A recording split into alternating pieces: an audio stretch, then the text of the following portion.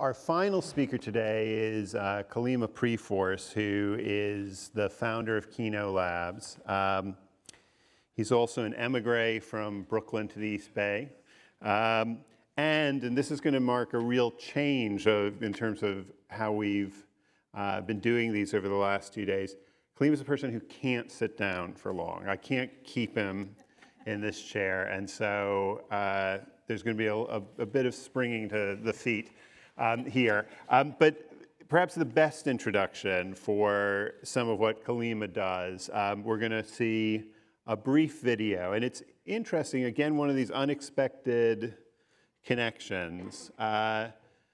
Mina was talking about, bringing a diverse group together for collaboration, and, in these no leader, unstructured, collaborative ways in this extraordinary project concerning the Nile and the environment and water rights and music. And I think you'll find a few parallels. So let's see the video here.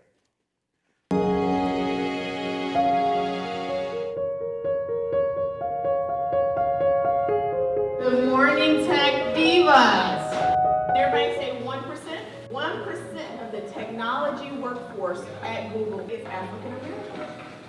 We're in the 21st century, yet we still are struggling with 20th century problems.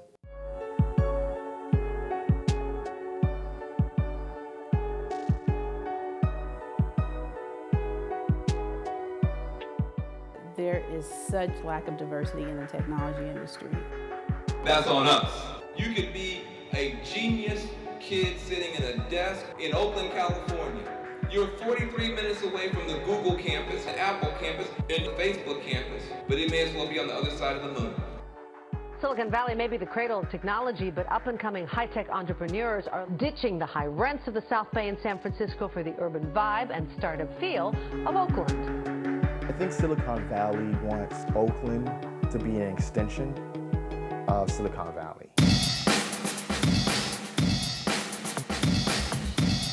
The first black male achievement hackathon happening right here in Oakland.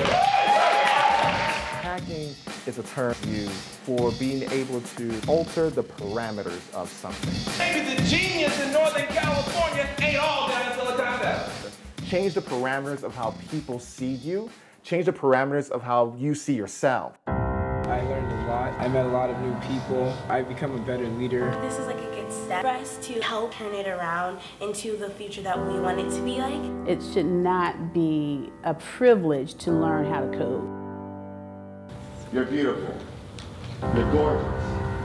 You're brilliant. You're fantastic. I never thought that I would be making apps or learning how to code. I can be anybody in this world, but I want to be somebody. Oakland is showing the world how technology can be inclusive.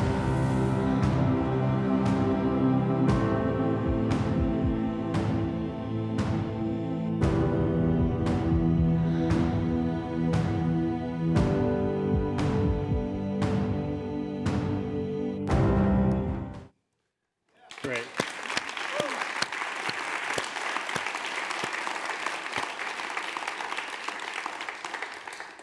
Before I start, I just want to thank you, Lance. This is the second time I've been here at Uncharted.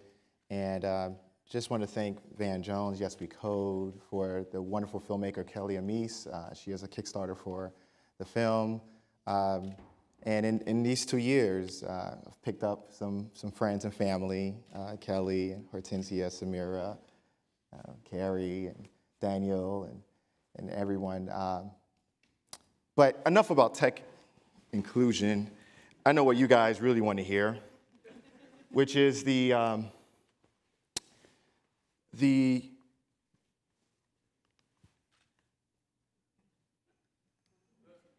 we go.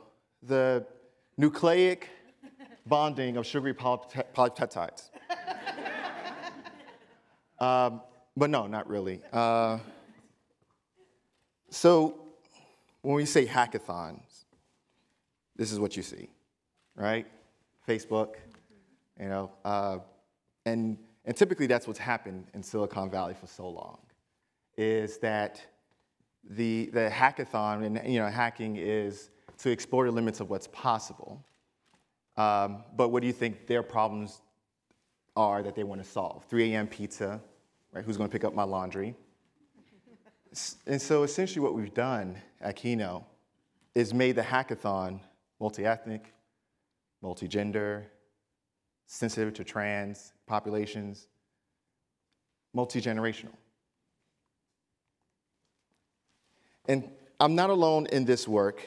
There are several others out there, Black Girls Code, who you've seen, Blue 1647, Code 2040.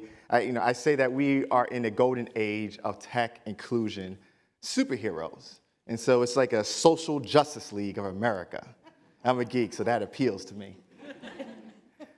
Now, every hero has an origin story. I wasn't hit by lightning. But I grew up in Beverly-Stuyvesant, Brooklyn, in a group home. And, I've been a technologist for, since I was about 14, started my first computer company when I was 16. But what made me a hacker was at that group home. I was 8 years old, and I read every book that was in the library. And in a group home, you're not allowed to leave, to go to the library, go to the museum, so we had donated books. And so I asked the staff, can we get more books? And they said no. And I asked them again, and they said no. And so then I decided that I wasn't going to eat until we got more books. And so for 3 days, no food. I even did my chores, which pissed them off even more. But I eventually got my books. And I won that hunger strike. And that allowed me to gain access to the library, to the museum. And that is when I became a hacker, because one of the first things I did was that I hacked my isolation. And that's what we're doing with these kids, is that we're teaching them how to hack their isolation. Malcolm Gladwell says that poverty is not desperation or even deprivation, that poverty is isolation. And so there are a lot of things that make, the secret sauce of what we do that much magical. But I want to talk about inclusion. No, actually, let's talk about empathy. Empathy's cool, right? So, we talk about the 2% that are Silicon Valley tech companies. One of my friends, who's one of the 2%, she's a computer scientist, PhD out of Cal, and she says that a white woman on a computer coding, that's a unicorn. It's rare, it's uncommon, but you know what to look for. But these kids, they're mythical creatures. So she says, I'm a mythical creature because you don't even know exactly what to see. Because it's not just about ethnicity and gender. It's not about that. It's about experiences. Which experiences are going to be included in the technology design? And so one of the things that makes us is that it's not just about transforming the lives of those kids who are building apps to, let's say, an app that could have saved Trayvon Martin, emergency response app. One button, it informs you that somebody is making you uncomfortable, so anti-stalking app. Or another app where it helps kids to be able to make sure that they have their court date on schedule. And when you think about it, what 12-year-old, when you give them a piece of paper, you tell them to meet at a building at such a time, at such a location, will actually keep that piece of paper, right? And so these are real problems that they want to solve, and they're doing it through technology. But what about those who are working with them? And so there's something, hackathons are knowledge spillovers. Some of you may have heard of that term. But what you may have not heard is an empathy spillover. See, we want those adults who are interacting with our kids to have a different narrative about these kids' experiences. And that narrative is not a deficit one, but an asset-based one. That they come to the table, unique experiences, strengths, and gifts.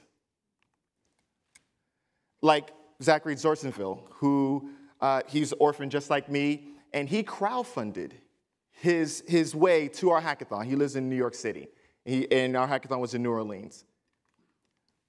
Or Victoria Pinnell, who, when she and her mom got to the bank, they told her that they couldn't extend her credit, so that flight that she wanted to take to our hackathon, they couldn't afford. And so Victoria and her mom drove all the way to New Orleans. And she recorded her pitch while in South Carolina. And we showed her pitch to our team of engineers and designers. And by the time she arrived on Saturday, they left that Friday, there was already a team there working with her, waiting for her, working with her. And she eventually won the hackathon with an anti-human trafficking app. So, you know, I can see from the audience that many of you also belong in the hip-hop generation. 1994 was a good year for hip-hop. It was when Nas dropped the album Illmatic. And out of all the songs, there was one in particular that struck a chord, which was, whose world is this? The world is yours. The world is yours. The world is yours. That's the message that we want every young person to take with them wherever they go after experiencing our hackathon. So I like to close with one of my favorite lines from the 100-Foot Journey. You know, Qeyno, we are launching a hackathon with the White House on My Brother's Keeper. You know, we launched 2 earlier this year. We're launching 8 next year, 8, maybe 10. And we're already planning for 2016. So you know, our brakes don't work. You know, we're still going. And I've just been blessed to be a part of this, to have a wonderful team, and to have all the support. And as well, we're coming to Berkeley. That's right. And we're working with the city of Berkeley to launch a hackathon that's actually just for girls. And one of the focus will be on human trafficking. See, it's not about the hood, the Silicon Valley hacking the hood. It's about the hood hacking Silicon Valley. Thank you.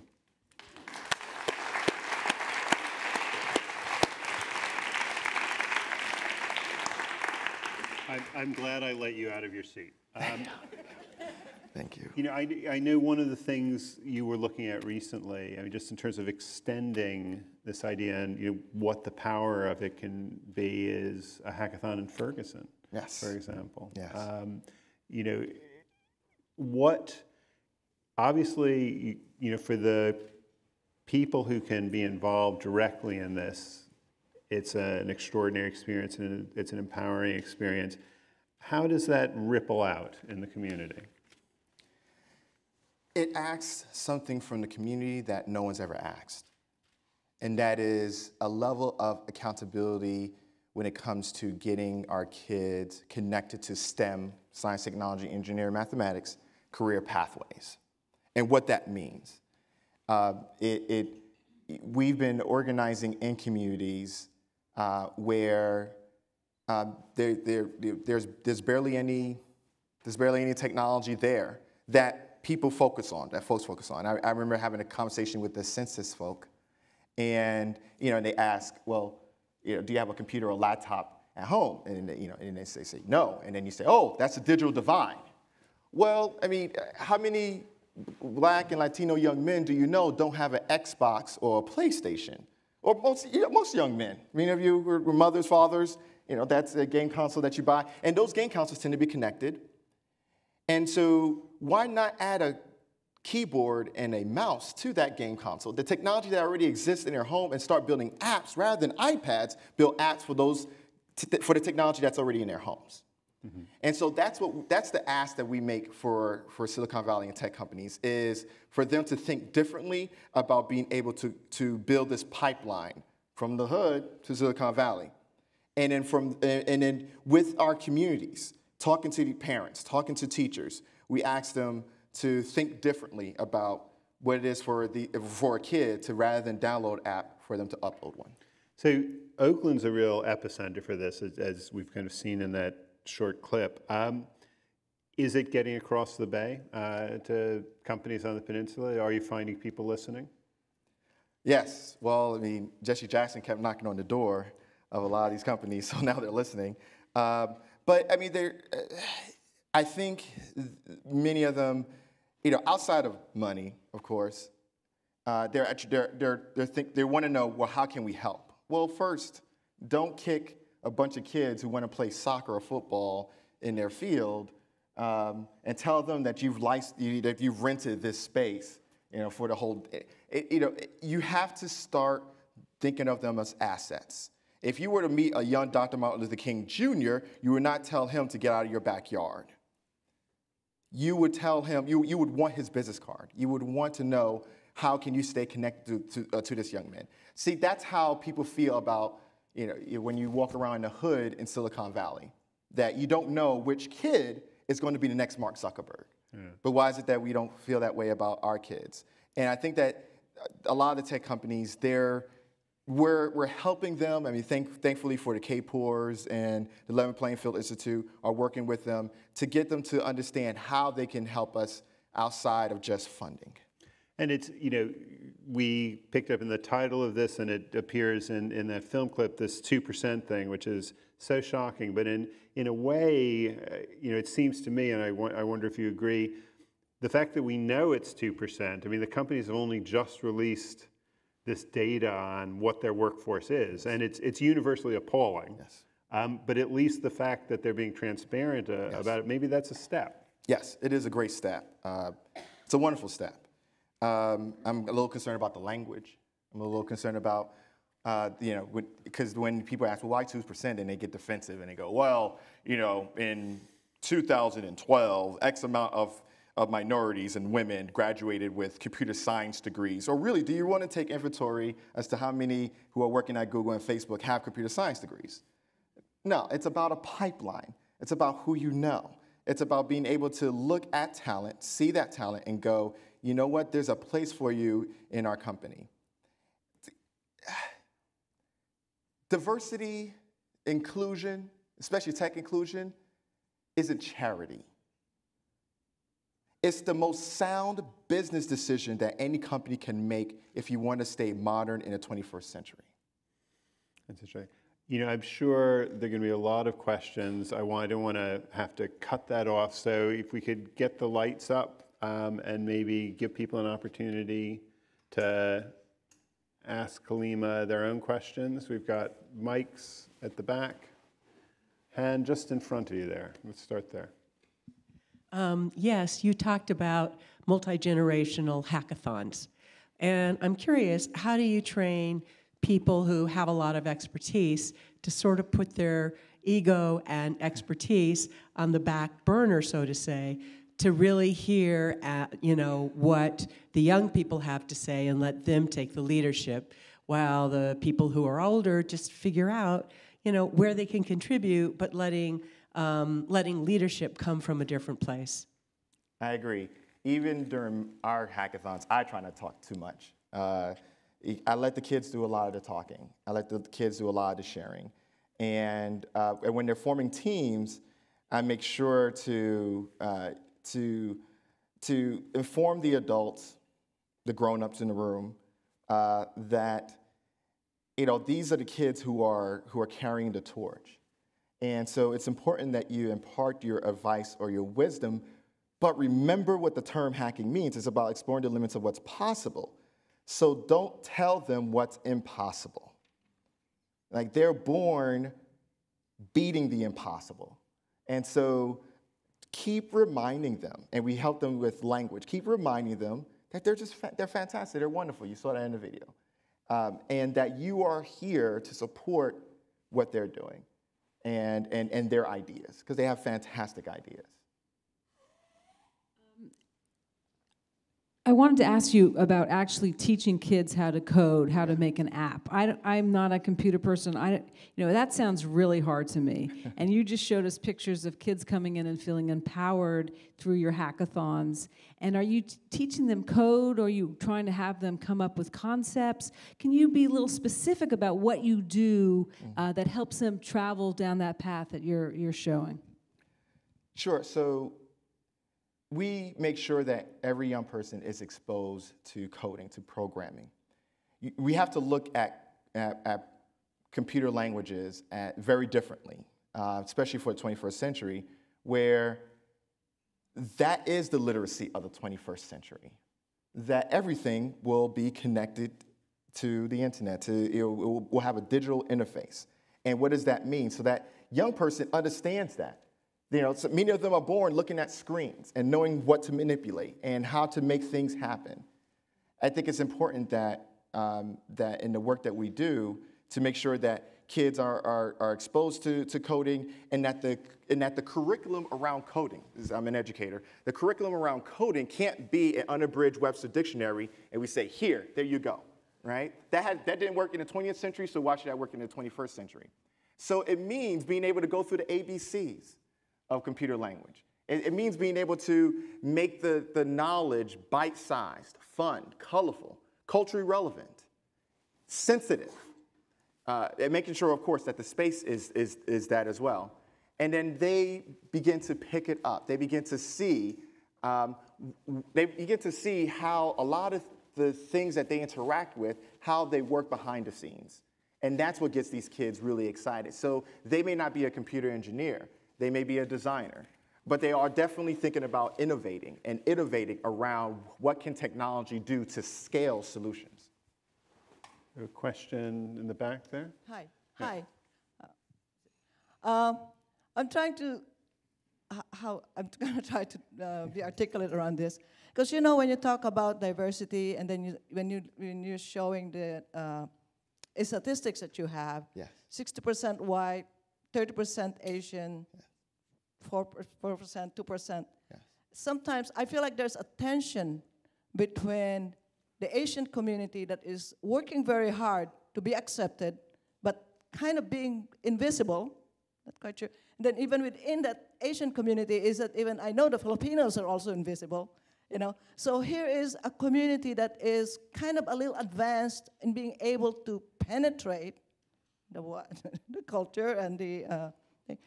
How can other communities who experience their own kind of racism and exclusion, how could we bridge that divide and be able to bring more of the other communities that are having a hard time even really breaking this barrier? I don't know if there's an answer to that, but I think we understand what is this. So I just was asking if you have an idea about how you can really actually make this diverse community include this other community that might be a little advanced in how they penetrated this ceiling, or it's not, it's wall, is maybe what it is. I completely understand, and thank you for your wonderful question. So it's very different. Let's go back to reading and literacy. It's very different to be able to say, well, I come from a country, my heritage is Haitian. I'm first-generation American. It's very different saying that we couldn't afford books. We couldn't afford books and we couldn't afford school, as opposed to generations where reading was illegal. And so you have different challenges and circumstances. And one of the things that we do in terms of engaging the Asian community, and we have a lot of support from the Asian community, is making sure that that number, when they said how many Asians are in these technology companies, well, Asian is a very big category. It's huge. And so, so how many of them are Filipino? How many of them are Sri Lankan? How many of them are Vietnamese? How many of them are, so there's this, so when you look at the numbers, there's definitely an underrepresentation of certain Asian ethnicities, right? And so what you still have is a meritocracy, right? Silicon Valley totes that it wants to be a meritocracy. No, a meritocracy sucks, because that means that you get to decide what the rules of the game are. And what we want to do is that we want to teach these kids to change the game, because the game is set up so that only a certain amount of people of a certain hue are allowed in. And that, if we can hack that game, that would benefit everyone.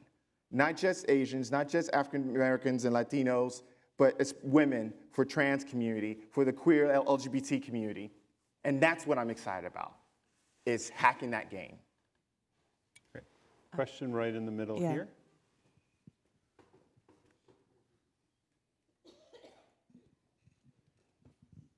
How can you help kids whose parents don't consider them assets?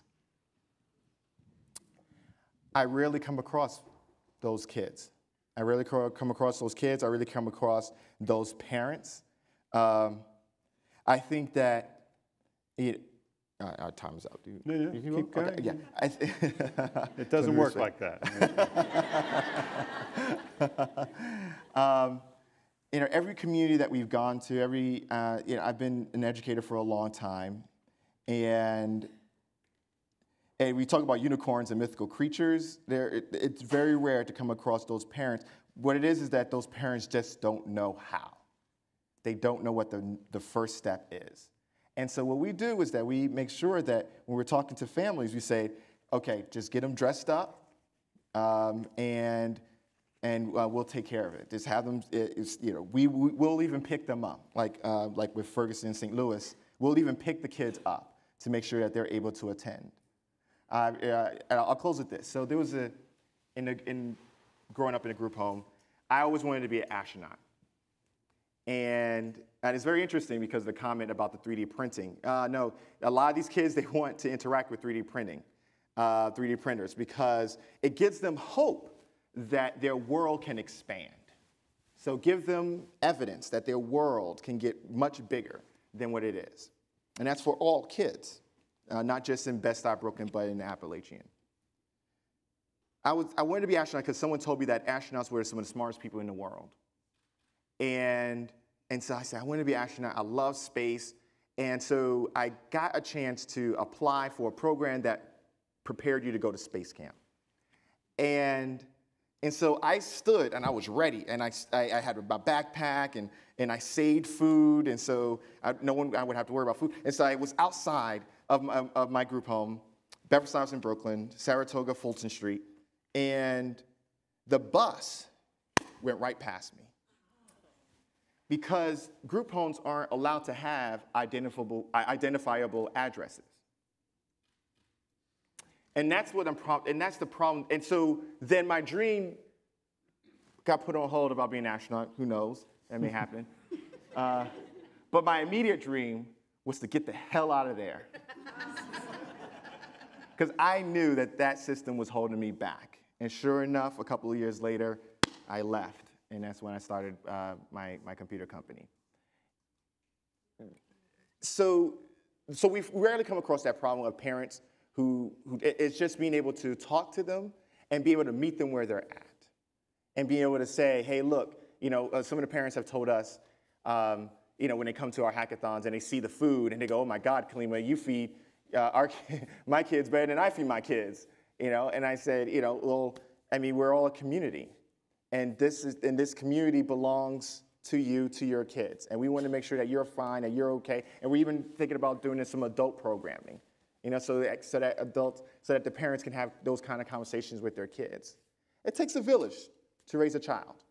And that has to be less about verbiage and more about policy and strategy. Great. Well, Kalimah, thank you for, Thank you, sorry for going over. Thank you.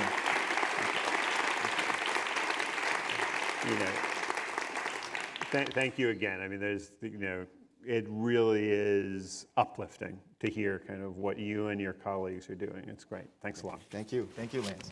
Come on.